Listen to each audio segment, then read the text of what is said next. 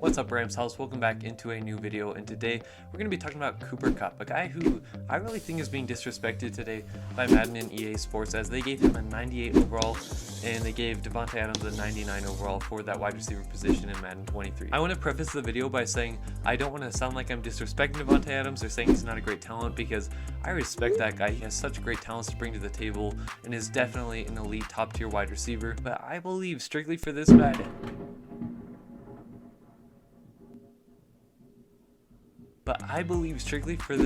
that Cooper Kupp deserved the 99 overall over wide receiver Davante Adams. And that's what we're going to be talking about today. One more thing I want to get out of the way before we really get in the video is just, guys, never look at Madden or look to Madden to see how good of a player is just based on overall, because Madden, at the end of the day, it's going to be something that wants to be raking in the money, and it's more of a marketing strategy that they have for, you know, higher overall players and everything. So never look to Madden to see what a player's true talent is or how good they are.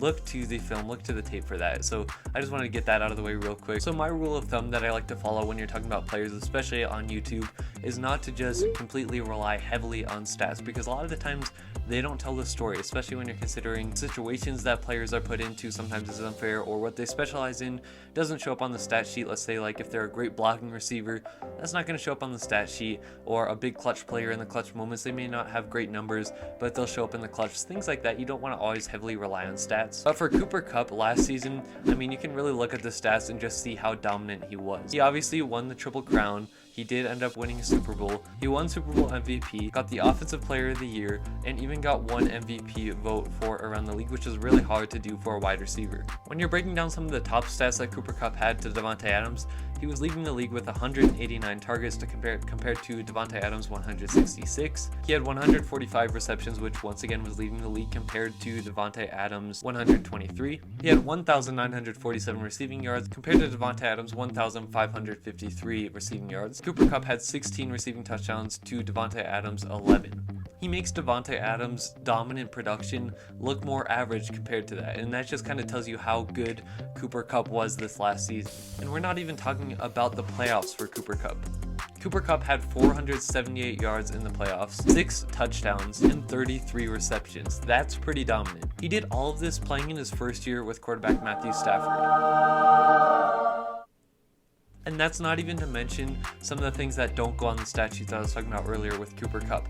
A big thing that Cooper Kupp can do, and that he loves to do, is get better in all areas of his game. Yeah, but for me, it's not about getting more yards. It's not about getting more catches, more touchdowns.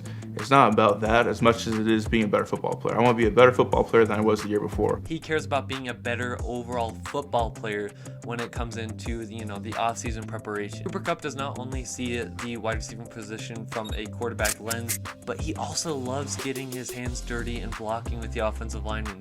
There's been stories about how he sits in on the offensive lineman meetings and just kind of seeing what different techniques he can pick up to become a better blocker. I mean, this guy is selfless. This guy wants to learn how to be better in all areas of his game, and it really showed up when he had a dominant quarterback join his team who could take the team to the next level. Cooper Kupp was the definition of clutch and consistent last season. He's a guy you can always rely on to be consistent, not only from a numbers standpoint, but also just from his effort levels and everything he can bring to the team. He's going to give it his all every play, and a lot of the times on his plays that he had, especially last year, he was dominant. And you talk about that clutch ability he has. I mean, you look in the playoffs with that play against the Tampa Bay Buccaneers for the love of the game route. He wasn't even supposed to be the guy who was being targeted. He still ran full speed, ended up hauling in the catch, and helped lead the Rams to a victory versus the Buccaneers. And then something that doesn't even get talked about enough, in the Super Bowl, the Bengals' main game plan was to shut down Cooper Kupp. Obviously, he's their main weapon. The Rams countered that by having Odell Beckham Jr. as the main part of their game plan, and in my opinion, I think he would have went on to winning Super Bowl MVP if he didn't get hurt, but he did end up tearing his ACL, unfortunately, which left the Rams with wide receiver Cooper Kupp, obviously, Van Jefferson, and Ben Skoranek. And then in the tight end position, we were missing Tyler Higbee, so we had our backup tight ends playing.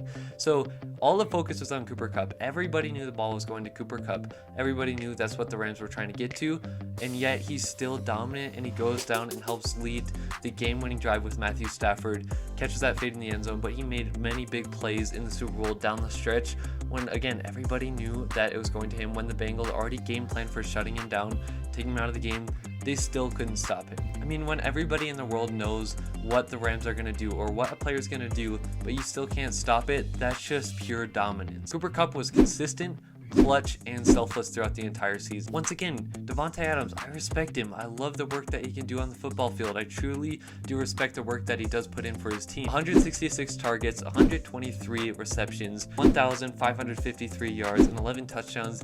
Those are amazing stats. He's definitely a top-tier wide receiver, but in my opinion, heading into this Madden, I do believe Cooper Kupp should have been the 99 overall instead of Davante Adams. I would have been fine if they both got it, but since they chose only one, and it's Davante Adams, I'm just going to have to disagree with that. I believe that Cooper Kupp definitely did deserve it more, especially after that historic season that he had. I believe without Cooper Kupp, the Rams would not have won the Super Bowl. But yeah, that's going to do it for me. I'm sure there's going to be people disagreeing, saying he's only a slot god, which I could get into that too. Let me know what you think down below. Also, the comment question of the day is, do you have a pet? Let me know down below. Other than that though, it's been me, Rams House. I hope you guys have an amazing day. Horns up and God bless.